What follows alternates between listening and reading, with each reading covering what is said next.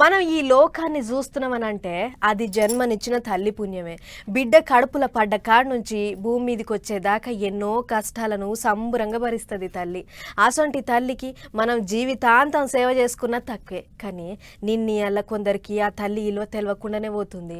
వాళ్ళకింత తిండి పెట్టాల్సిన కొడుకు ఆస్తి కోసం అమ్మనే బయటికి నూకేసిండట. పాపంగా తల్లి గోస కాదు పోర్రి. తిప్పుతున్నాడు ఎండనక వాననక నన్ను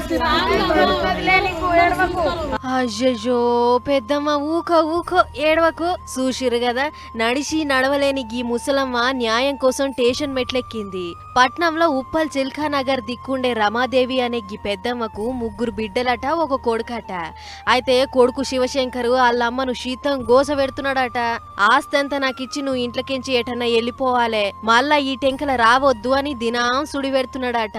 కొడుకు వాళ్ళందరూ నైనా నన్ను కొడతారు, నన్ను ఇంట్లో ఉండనియకుండా నన్ను టార్చర్ పెట్టి ఎందుకు బతుకుతున్నావే నువ్వు, నీ బతికేందుకే, నీకు తినేందుకే అంటారు.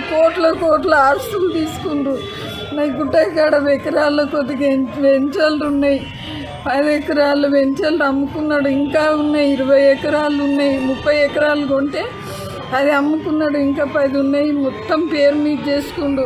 ఇన్నరు కదా, ఇంత ఆస్తి కూడబెట్టి ఇచ్చిన నన్ను అమ్మ లెక్క కాదు కదా, కనీసం మనిషి లెక్క కూడా చూస్తలేడని శోకం పెట్టి ఏడ్చింది.